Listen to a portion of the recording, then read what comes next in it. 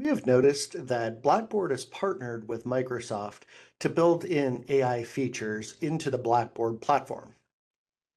One of the newer features is the AI Conversation Tool. And this really has two levels. So you can use it for Socratic questioning, which is a great way to have students explore, reflect on their own thoughts, maybe brainstorm some ideas for an upcoming project.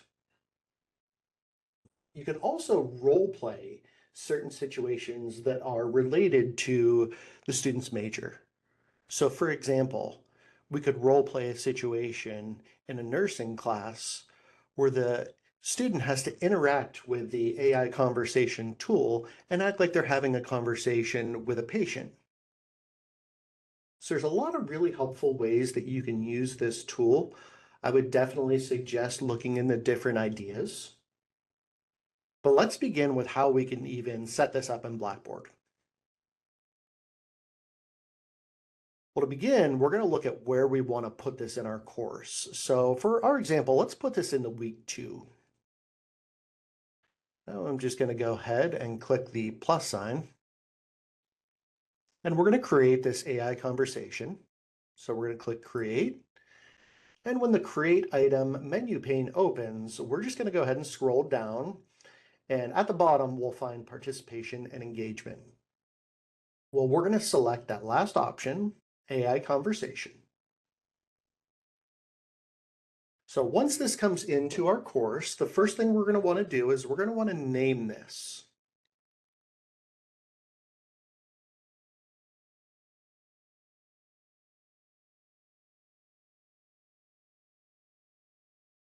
Okay, and next we'll just go ahead and we'll just make this visible to students. And here we can put a point value on it. So we'll say, you know what, it's low stakes. We'll keep it at 5. You don't have to if you want to just strictly use this as more of a formative assessment, which is really what it is. But if you didn't want to put point value on it, you could go ahead and just leave that at 0. So once we've named it, we've made it visible, decided what we want to do with points, now I can see that I have 3 steps that I'm going to use to set this up. And the first one is going to be selecting our conversation type. So for this example, let's check out the role play scenario. Now, once I click on that, it automatically takes me to step 2. And this is where I'm going to input my directions or the scenario that I want my students to interact with the chatbot. So here we're just going to go ahead and put in our scenario. And we'll click next. And next we'll set up our AI persona. And you can do a lot of really fun things with this. So we could edit the image. So we could use the unsplash images. And here we could just say something similar to meeting. We'll select next. Okay, we could reposition that if we'd like. This looks good, so I'm going to click Save. And now we want to go ahead and give our AI persona a name. So since this is going to be a parent-teacher conference, that's the role play scenario we're using, we're going to go ahead and we are going to put in a name for this. And we'll just call this Pete's Parents.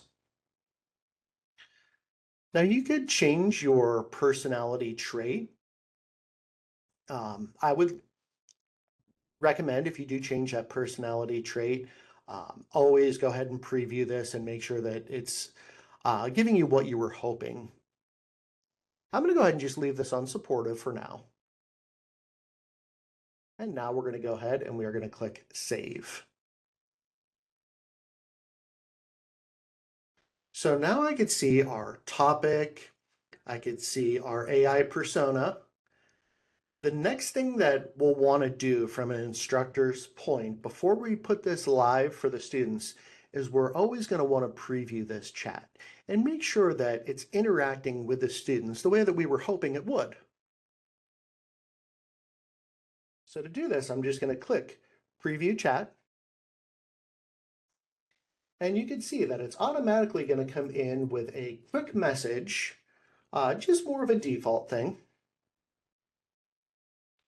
So now we can have our students begin interacting with this AI conversation tool. So here, let's just put in a basic introduction. Next, we'll click Send.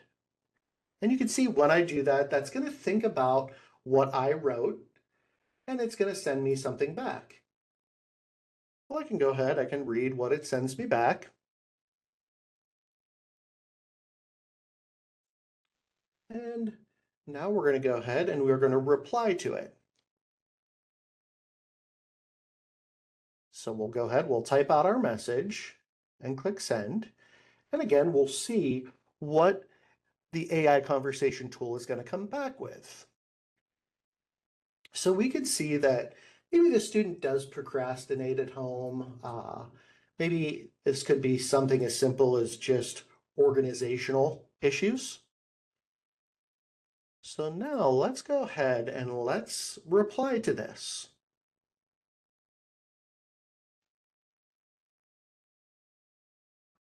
So here we can kind of talk to the parents about the student is understanding the material very, very well. But the student just isn't getting the homework in, right? So here we have a really good plan in place. We're going to have that planner. Students are going to check it. The parents are going to check it. So it seems like we have a really good plan in place. Now you could continue the conversation with different ideas. But for our purposes of our video today, we'll just go ahead and we will wrap it up, and just thank the parents for coming in today. So this is another good reply back.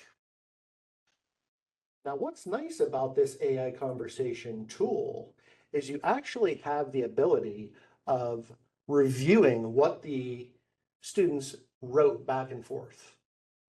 So you can review the interactions. You could provide feedback based off those interactions. You can also have the students maybe just copy their interactions, take it out into an assignment, and maybe have a quick reflection on their experience going back and forth with this AI conversation tool in Blackboard. So this was just one of the newer AI features, I should say, that's built into Blackboard. If you do have any questions about this, please do not hesitate to reach out to our office. We're happy to help in any way we can. Hope this was helpful.